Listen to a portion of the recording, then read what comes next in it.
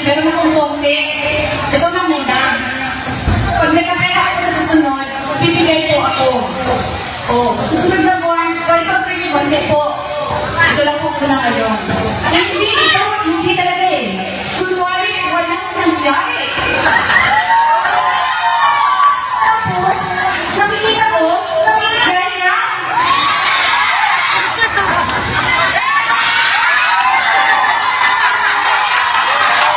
Magbayad ka na kayo muna ng utang mo.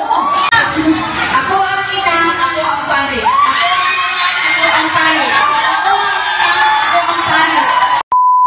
Nais ko lamang magbigay ng mensahe kaugnay ng naging pahayag ng ating Vice Presidente kahapon sa sortie ng ating katunggali.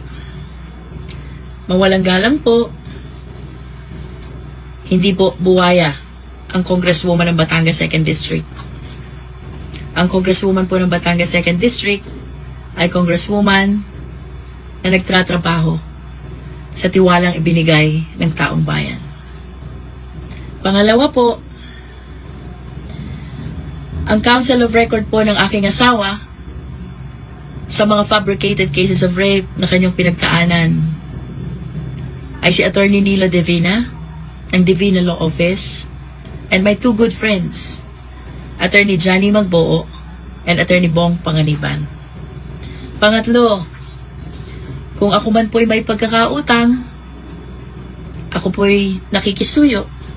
Sana po ako'y mapadalhan ng pleading or entry of appearance o kahit na po anong papel upang akin pong maunawaan ang naging partisipasyon ng inyong law office sa fabricated cases of rape na naging kaso ng aking asawa. Pasensya na po, pero hindi ko po ito maunawaan. Pero, rest assured po, na kung may makikita akong papel na nagpapatotoo na naging bahagi po ang inyong law firm or law office sa mga kasong nabanggit, pagsisikapan ko po na bayaran ang sinasabi niyong utang. Hindi ko lang po maintindihan, siyam na milyon daw po yun.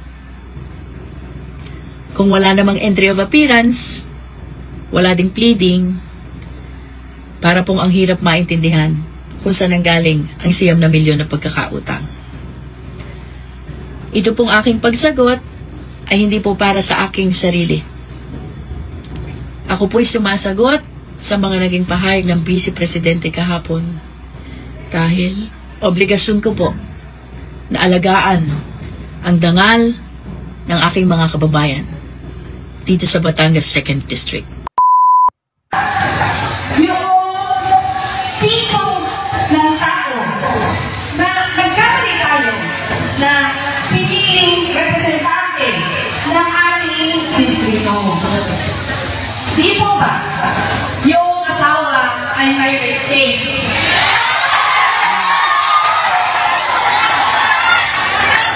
Lumapit siya sa asawa ko.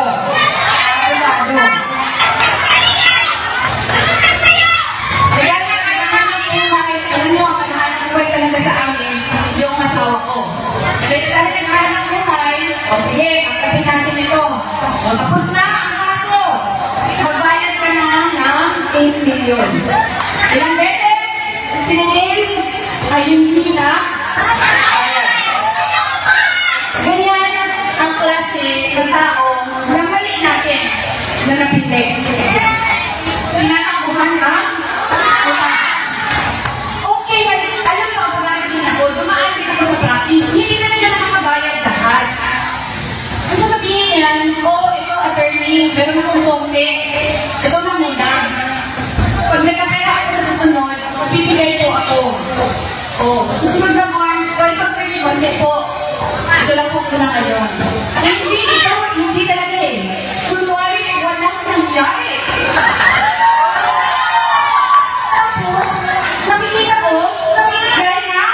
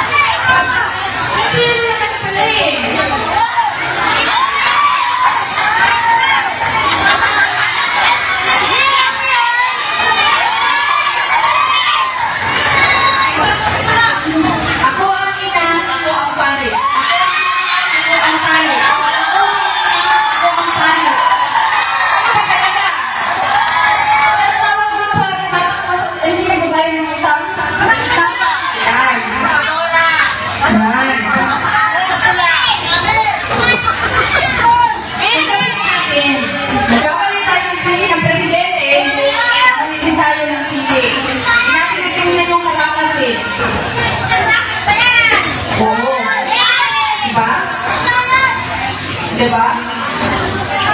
Ganyan ang klase ng pagkakamali namin. Kaya, ngayong dating na Lunes, meron tayong pagkakataon na itama ang mali. At yun ay pagpili kay Congressman Rafi Ako. So, ibalik natin sa Kongreso na 9 years napakaganda ng track record naging deputy speaker. At sabi ko nga, pwede naging speaker, di ba? Bakit hindi? Diba? Ihanapit natin lahat doon sa Kongreso, buong Pilipinas. Hatid natin, ito po ang aming piniling speaker. Kami po ang taong bayan. Yan. Saan po yung check muna? Wala ka naman ginagawa ng utang. Hindi pala subas. Meron akong pagkakataon na itama ang mali. Kaya, gawin natin yun. Hindi lang yung pagpili sa representante natin, pero yung tatlong sinabi ko una na, napaulit-ulit natin, yung pagkakamali, hindi lang mga butante, kada eleksyon. Kapag sigurado ako, meron tayong nakikita tunay na pagbabago. Umani naman ito ng iba't ibang reaksyon mula sa ating mga netizens. Ayon kay Alcazar Lumbay, kakatakot pala ang asawa nito, delikado ang mga kababaihan. Ito yung itinago ang asawa dahil may kaso.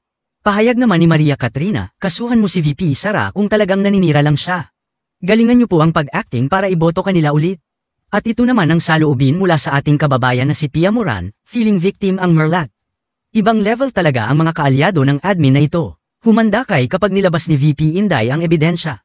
Mga kababayan, feel free to comment below para maglabas ng saloobin sa balitang ito.